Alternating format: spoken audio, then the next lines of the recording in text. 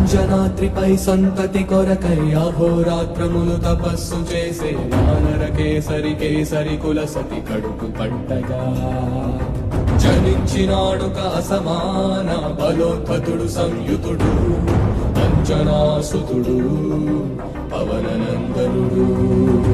అరుణ కిరణముల ఉదయాత్మి గని అది పండిన తీరని పంటలు కొడు సూర్య మండలము పట్టి తినాలని ఊళ్ళూరే.